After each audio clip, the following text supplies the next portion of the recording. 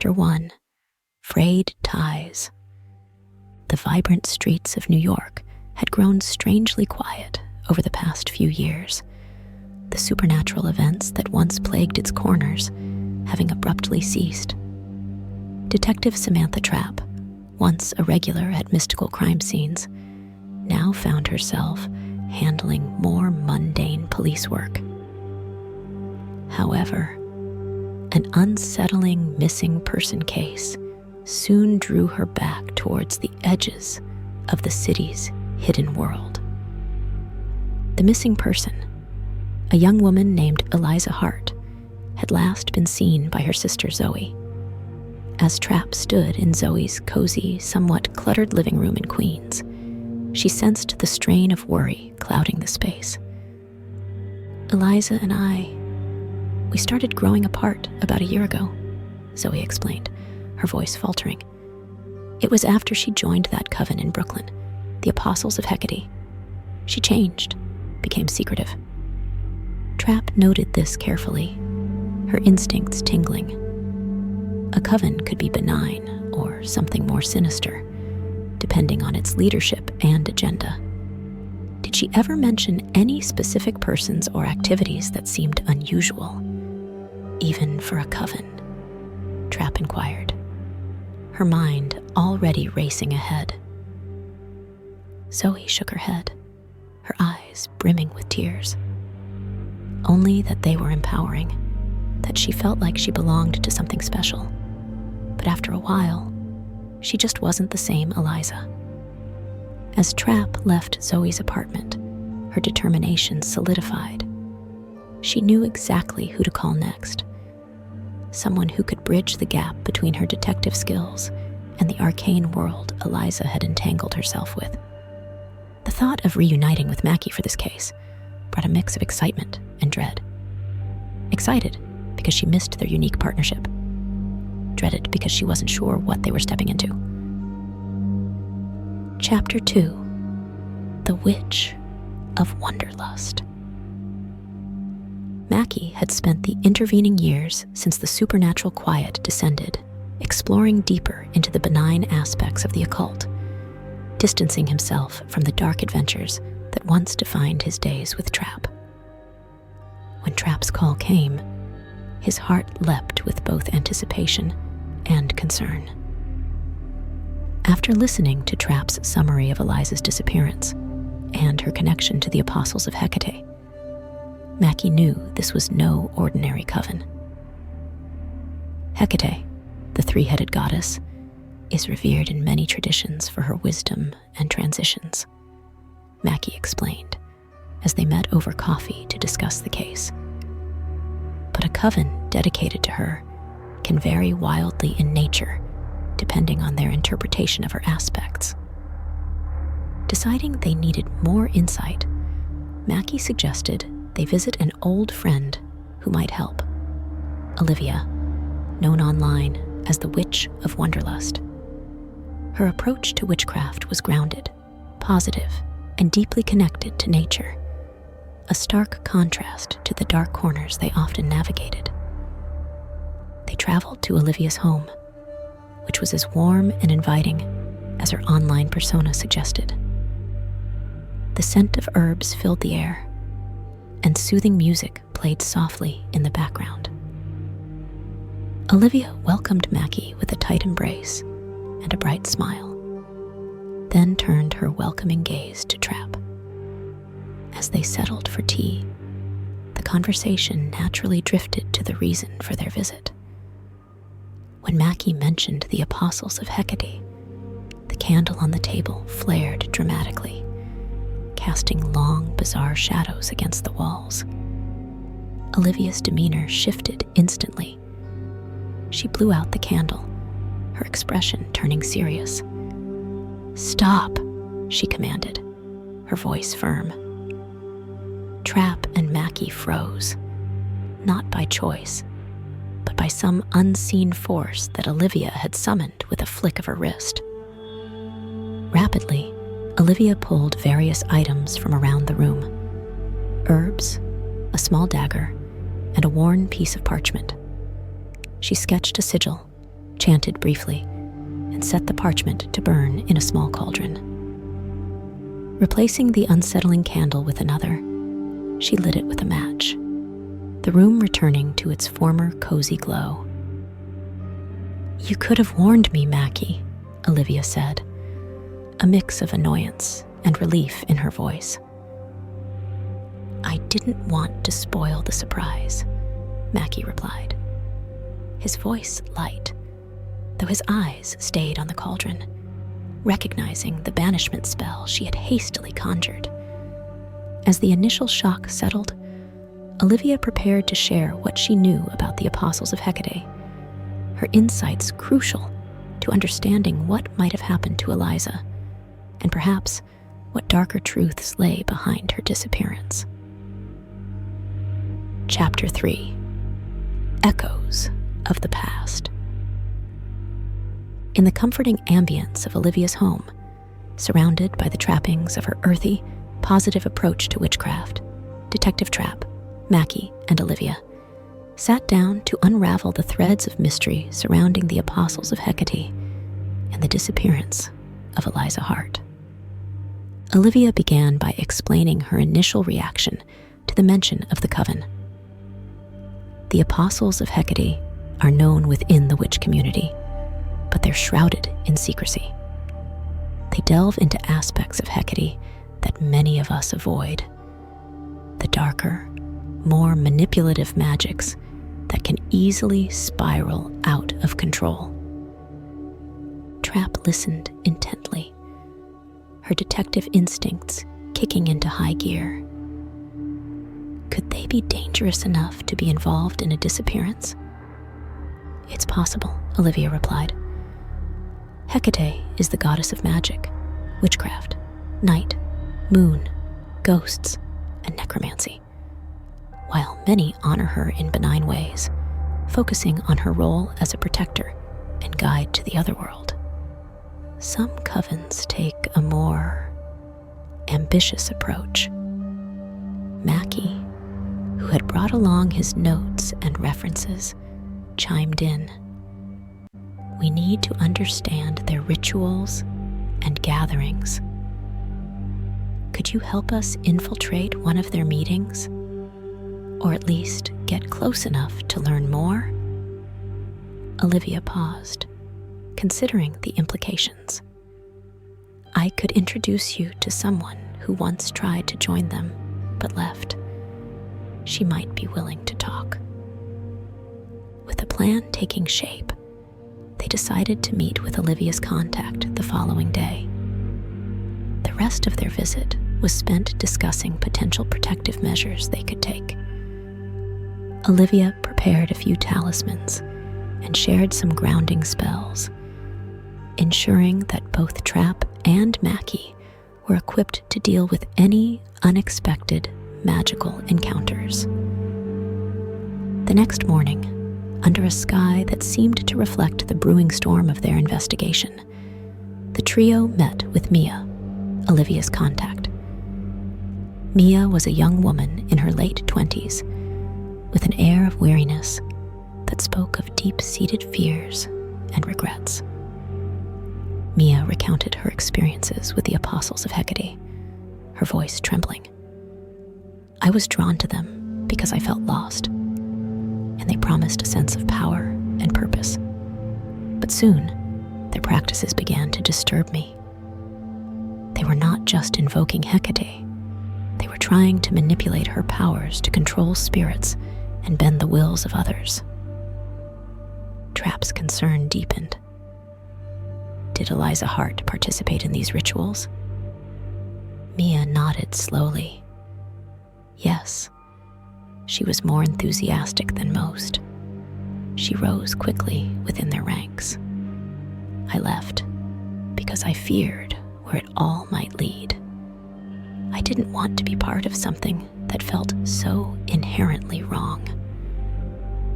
Asking Mia for descriptions and locations of the coven's gatherings, Trap and Mackie prepared to delve deeper into the world of the Apostles. Olivia, concerned for their safety, insisted on performing a protective ritual before they departed. Later that day, standing at the edge of the designated meeting place, a secluded grove in the heart of Brooklyn, Trap and Mackie felt the weight of their task. They were about to step into a realm that blurred the lines between the earthly and the ethereal. Armed with knowledge, protective charms, and an unyielding resolve to uncover the truth behind Eliza's disappearance. As they moved stealthily closer to the gathering of the apostles, the air grew thick with the energy of the impending ritual. Trap felt the talisman around her neck pulse with a warm energy, a reminder of Olivia's protection and a signal that they were not alone in their fight. Chapter 4: Veil of Secrets. The twilight shadows deepened around the secluded grove as Detective Trap and Mackie observed the Apostles of Hecate from their hidden vantage point. The air vibrated with the hum of incantations, intensifying as the robed figures focused deeply on their ritual around the earthen pentagram. Mackie, equipped with a digital recorder, captured the murmurs of the dark rite, noting the potent words that hinted at manipulating life and death. "This is more than just a summoning," he murmured to Trap, his concern palpable. As the ritual reached its climax, a sudden wind snuffed out the candles, plunging the grove into darkness. Seizing the moment, Trap stepped forward, announcing their presence authoritatively. "New York Police Department. This gathering is now under investigation," she declared, emerging from the shadows with her badge prominently displayed.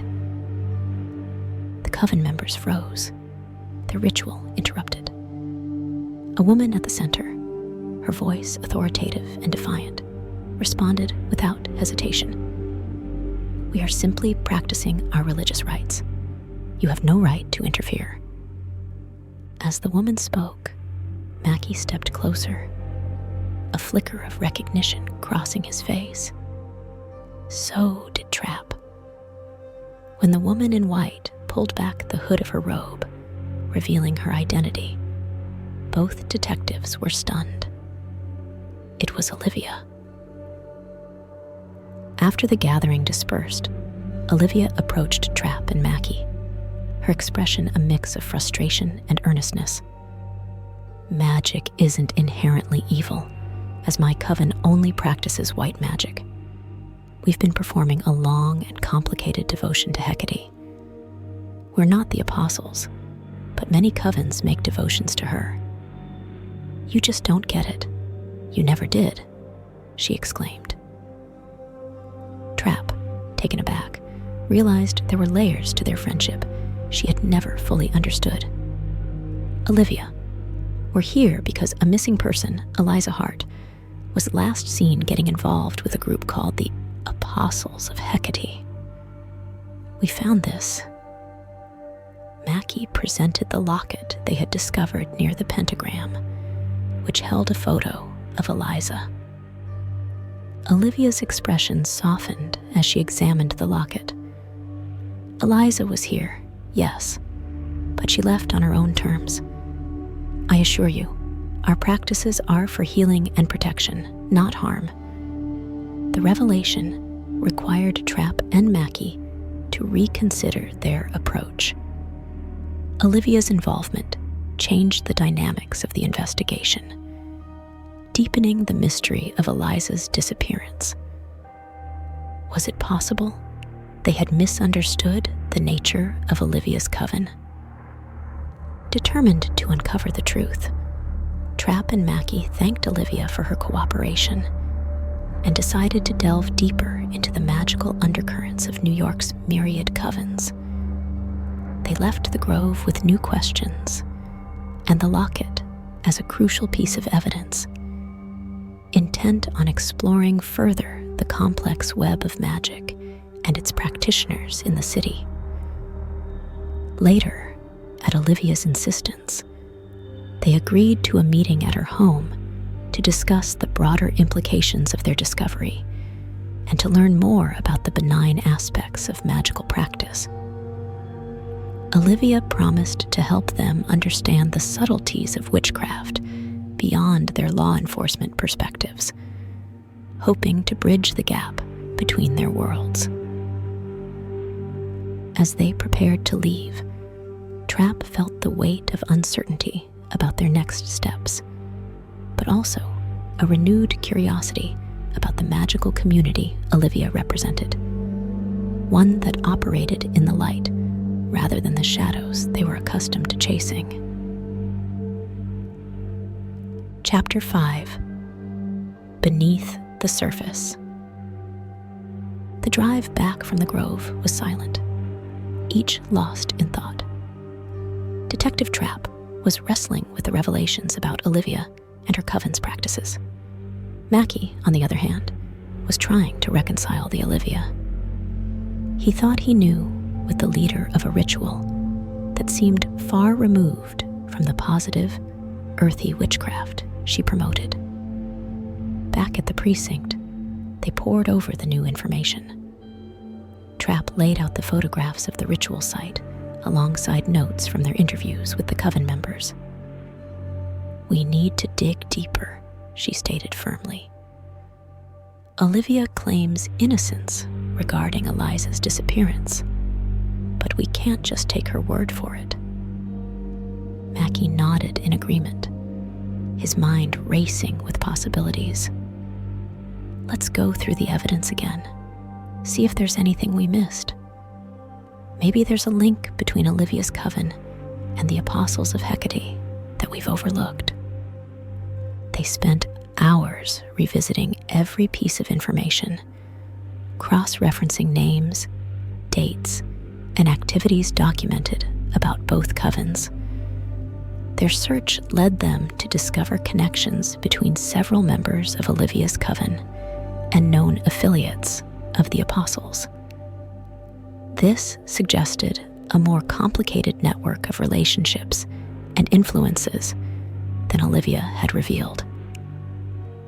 Feeling the need for clarity and further insight, Trap and Mackie decided to visit Olivia at her home the next day. They found her in her garden, tending to her plants in the gentle morning light. The serene setting stood in stark contrast to the complexities of their investigation. Olivia welcomed them warmly, but sensed their unease. "I can tell you're both troubled," she said, leading them into her kitchen for tea. "Please, ask whatever you need." Trap took the lead, her tone respectful but direct. "Olivia, we found connections between some of your coven members and the Apostles of Hecate. Can you explain that?" Olivia sighed, her expression one of resignation. "I was afraid of this coming up. Yes, there are connections. Some of my members were once part of the Apostles. They left because they disagreed with the darker paths being taken.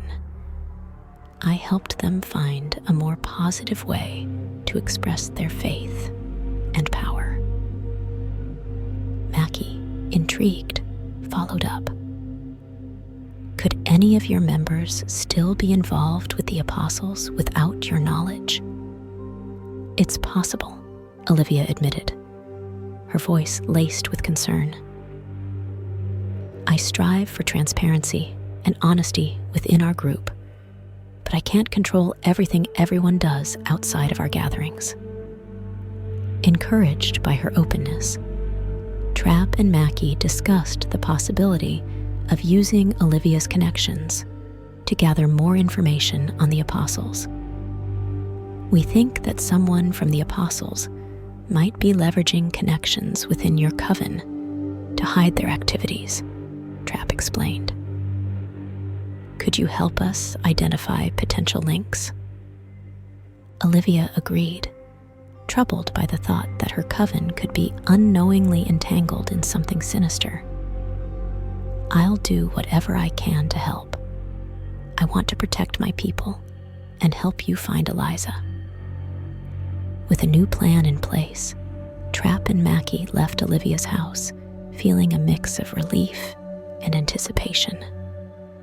They had a lead that might finally uncover the full extent of the magical undercurrents running through the city, and perhaps lead them to Eliza.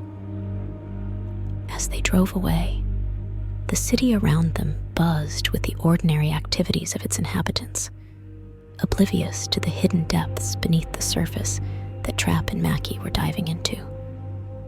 The case was opening up, revealing layers of complexity that challenged their understanding of what it meant to walk the line between the mundane and the magical. Chapter 6: Web of Shadows. After their meeting with Olivia, Detective Trap and Mackie returned to the precinct, armed with a new sense of direction. Their next steps involved delving deeper into the intertwined lives of the coven members, seeking to uncover hidden loyalties or resentments that might lead them closer to understanding the Apostles of Hecate's true intentions. Their investigation started with gathering detailed profiles of each member of Olivia's coven who had previous affiliations with the Apostles. This meant revisiting old case files, cross-referencing them with current activities, and conducting discreet surveillance. One evening, as Trap reviewed the surveillance footage, she noticed a recurring figure, a man who seemed to attend both groups' gatherings, but was not officially listed in either. His presence at both locations was curious and suggested a deeper involvement than he let on. "Looks like we've got a linchpin here," Mackie observed, peering over Trap's shoulder at the screen. They decided to bring him in for questioning, hoping he could shed light on the Apostles' activities and possibly Eliza Hart's disappearance. The next day, they detained the man, who identified himself as Nathan Cross. In the interrogation room, Nathan was initially reticent, but Mackie's knowledgeable probing about specific magical practices gradually broke down his defenses. "I'm just an observer," Nathan finally admitted, his voice tinged with unease. "I've been watching both groups because I suspect someone is trying to reignite old feuds using the Apostles' name." Trap and Mackie exchanged a look. Who would benefit from reigniting these feuds? Trap pressed, sensing the undercurrents of a larger plot. Nathan hesitated, then spoke. "There's a splinter faction within the Apostles, extremists who believe they can harness Hecate's power for personal gain. They're not interested in the spiritual side. It's all about power."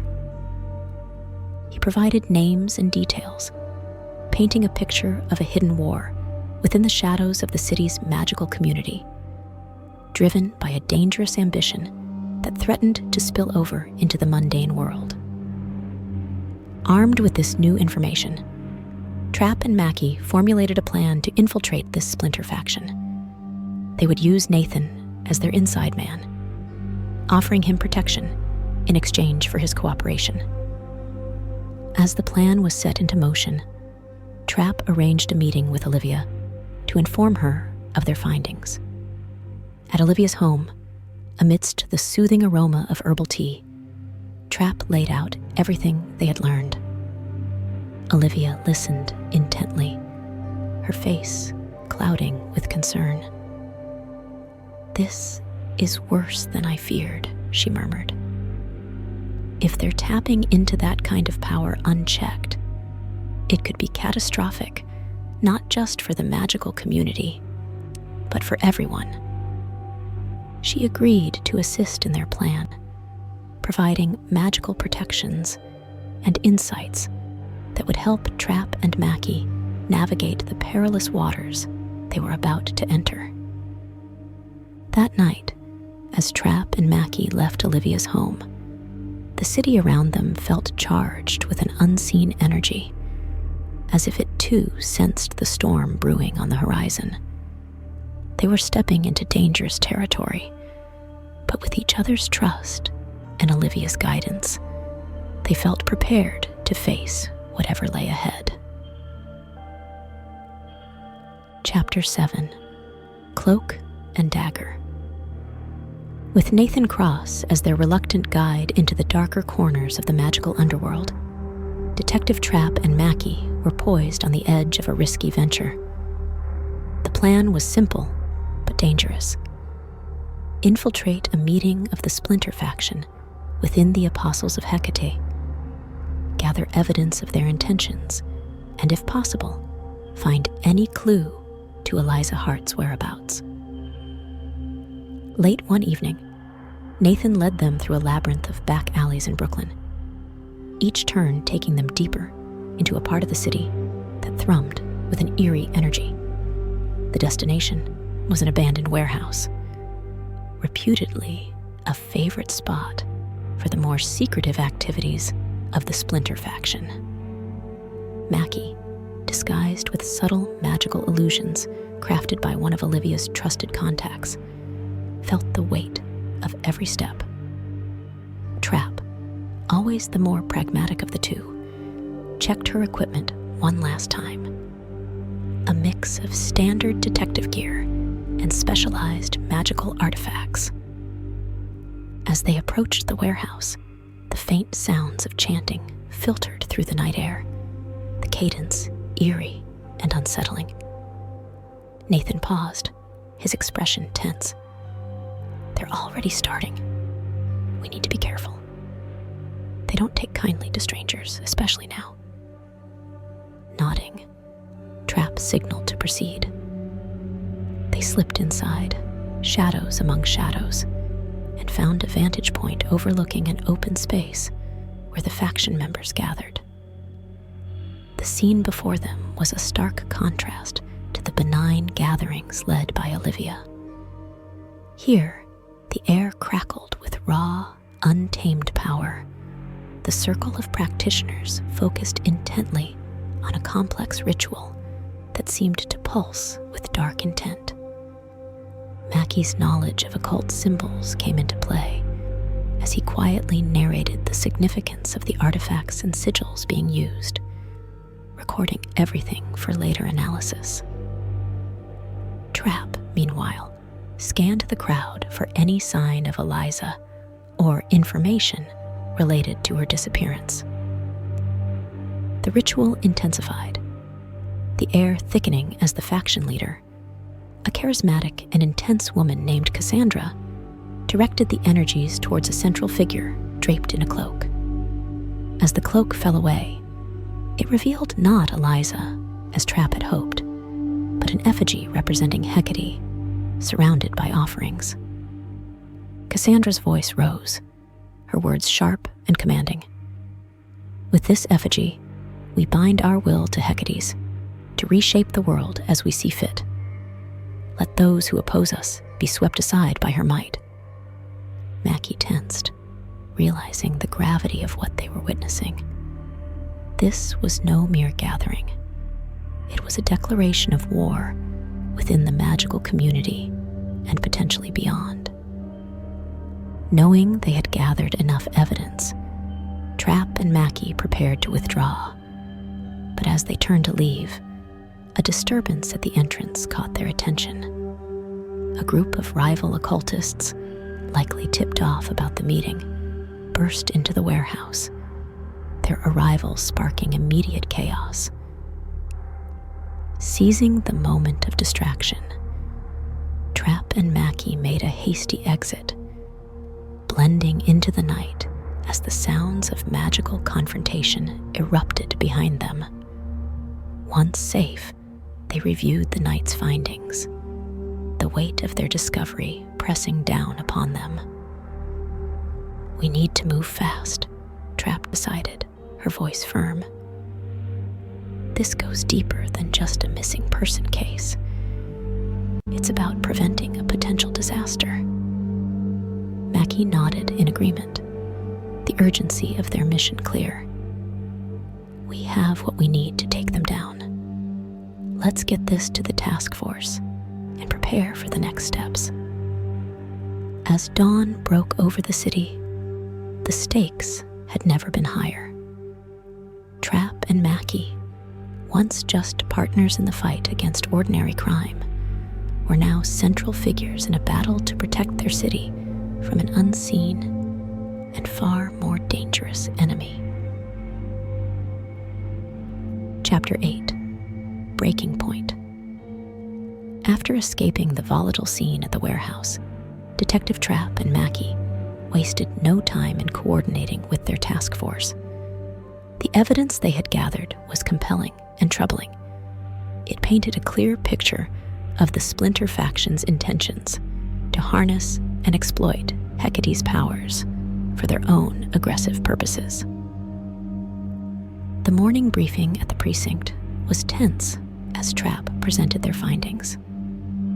The room was filled with a mix of NYPD officers and specialists in magical law enforcement, all united by the shared goal of preventing a potential catastrophe. We're dealing with a group that doesn't just pose a threat to the magical community, but to the entire city, Trap explained, her voice steady despite the gravity of the situation. Their ritual last night wasn't just symbolic. It was a direct attempt to channel destructive energies. Mackie took over to detail the specific symbols and artifacts used in the ritual. These aren't common magical practices. They've twisted traditional rites into something far more sinister. They aim to amplify their powers through the convergence, which is only weeks away. The task force was quick to mobilize. Their plan involved multiple teams executing synchronized raids on known faction locations, aiming to disrupt their operations and detain key members before they could initiate any further rituals. Trap and Mackie were assigned to lead the raid on the faction's main stronghold, believed to be the nerve center for their operations.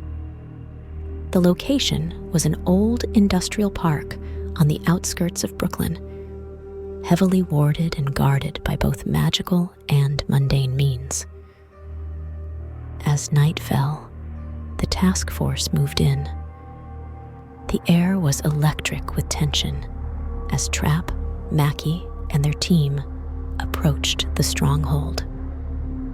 Magical wards flared to life as they neared, creating barriers that fizzled and sparked in the dark.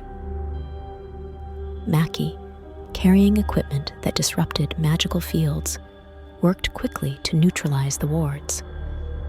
Once cleared, Trap led the charge, bursting through the front doors with the rest of the team close behind. Inside, they were met with resistance. Faction members, cloaked and masked, counterattacked with a blend of physical and magical tactics. The ensuing fight was chaotic, with both sides exchanging spells and blows. Despite the fierce opposition, Trap and her team pressed forward. Using a combination of tactical maneuvers and counterspells learned from their magical allies, they managed to subdue the defenders and secure the building. In the main hall of the stronghold, they found evidence of extensive planning and coordination. Maps of ley line intersections across the city were pinned to the walls, alongside detailed timetables marking the upcoming convergence. "We've got it. This is their playbook," Mackie noted as he gathered the documents. His earlier unease replaced by the adrenaline of their success. With the main stronghold secured and key members of the faction detained. The immediate threat seemed diminished, but Trap knew better than to assume victory. "We need to stay vigilant," she cautioned her team. This was a significant blow, but we can't underestimate their dedication or their desperation. As the task force regrouped and prepared for debriefing, Trap and Mackie shared a quiet moment amidst the chaos. "Thanks for being here," Trap said, sincerity marking her words. "Wouldn't be anywhere else," Mackie replied, a smile flickering through the exhaustion. With the stronghold's capture, the city breathed easier, but the shadows of the magical underworld were deep and full of secrets. For Trap and Mackie, the battle was far from over, but they had proven they were a formidable force against the darkness, ready to face whatever challenges lay ahead. Chapter 9: Unseen Depths. The aftermath of the raid left the city's magical underbelly exposed and fractured. While the NYPD and the Magical Task Force celebrated their tactical victory, Detective Trap and Mackie understood that the real battle was just beginning. They had disrupted the Splinter faction's immediate plans, but the deeper, more pervasive threat of their ideology and influence still simmered beneath the surface. In the dim light of the early morning, Trap and Mackie convened with the task force leadership at the precinct. The room was abuzz with a mixture of relief and tension as reports streamed in from other raid locations across the city. While most were successful, the underlying concern was palpable. Had they caught everyone involved? "We've dealt them a significant blow, but we need to keep the pressure on," Trap asserted, addressing the room. "This group is larger and more organized than we anticipated. We need to understand not just who they are, but why they're doing this." Mackie added, "We found extensive documentation at their stronghold. It's not just about power. There's a belief system here, a distorted doctrine that we need to dissect." The decision was made to set up a specialized unit to analyze the captured documents and artifacts. This unit would work closely with cultural anthropologists and experienced occultists to decode the faction's motives and future intentions. Trap volunteered to oversee this unit, driven by a need to understand the enemy fully. Meanwhile, Mackie focused on the field operations, coordinating with magical practitioners to secure the city's ley lines, ensuring that no further rituals could tap into their energies. His work led him to collaborate closely with various coven leaders, including those who had once been hesitant to engage with law enforcement. As the days passed, the city settled into an uneasy calm. Trap spent hours in the makeshift research lab, poring over ancient texts and modern translations, connecting dots between historical occult practices and the faction's recent activities. One evening, as she traced the lineage of a particular ritual, she stumbled upon a chilling revelation. Their belief. It's apocalyptic. They believe that by summoning and controlling a powerful entity, they can cleanse the world and rebuild it according to their vision. Trap explained to Mackie during one of their late-night briefings. Mackie, who had come directly from securing a ley line in Lower Manhattan, looked grim. "So, we stopped them from summoning this entity, but the desire to do so still exists. They think they're saving the world." "Exactly," Trap confirmed. "And they won't stop unless we can change their minds. or disrupt their ability to try again. Determined to dig deeper, Trap organized a series of undercover operations aimed at infiltrating the lower echelons of the faction. These operations needed to be meticulously planned, as the risk of exposure was high.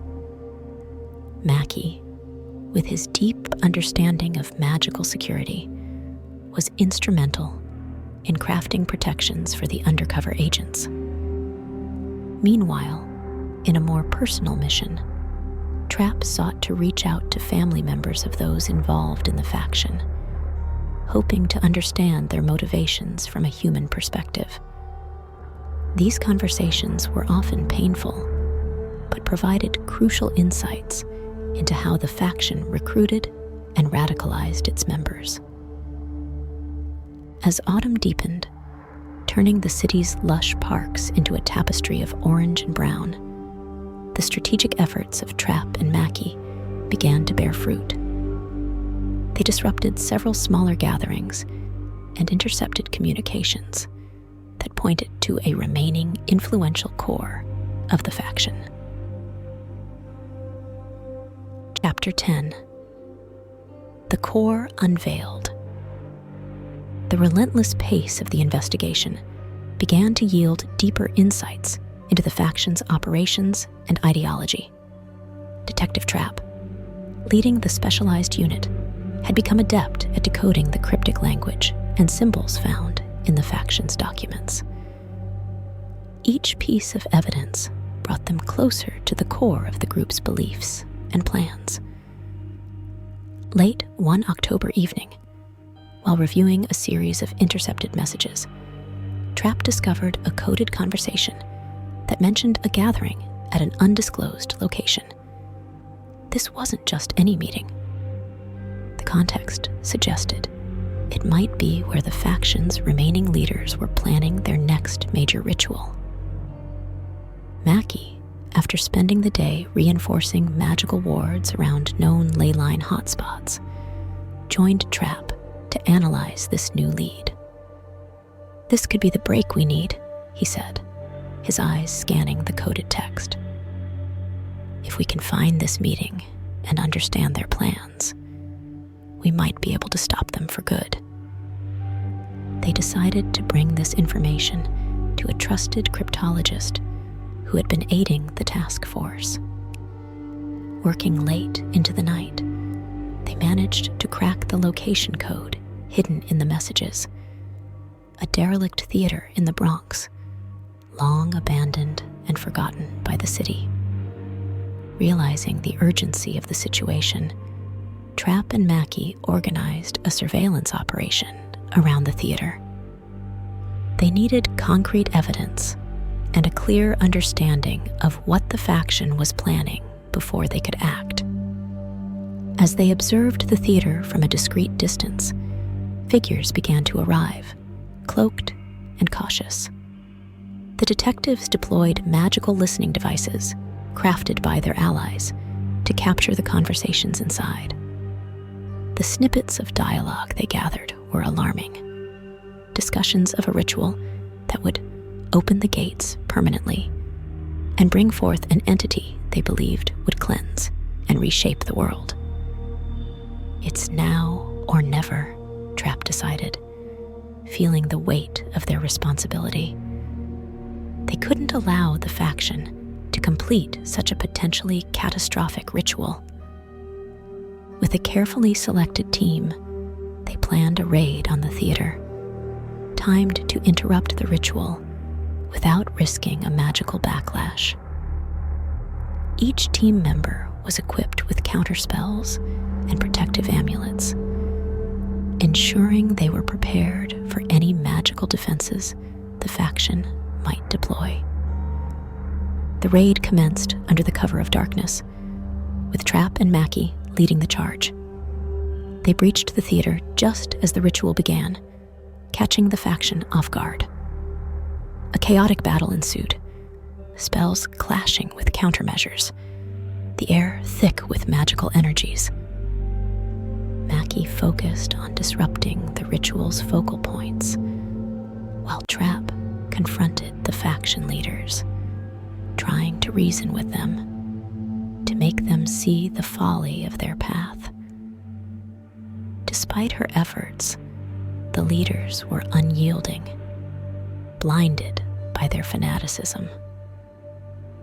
The confrontation reached its climax as Mackie successfully dismantled the ritual's core, causing the gathered energies to dissipate harmlessly. The faction leaders, realizing their defeat, surrendered and were taken into custody. In the aftermath, as the task force secured the theater and attended to the detained faction members, Trap and Mackie surveyed the scene. They had prevented a disaster, but the victory was bittersweet. The faction's beliefs and desperation had driven them to the brink of world-altering actions. This is more than just a criminal case, Trap reflected aloud. It's a reminder of how belief can be twisted into something dangerous. Mackie nodded in agreement, his gaze thoughtful. We need to ensure there's a way to address these beliefs before they turn into actions like these again. As they left the theater, the first light of dawn was breaking, casting long shadows across the city that was slowly waking up, unaware of how close it had come to witnessing a new dawn of a very different kind.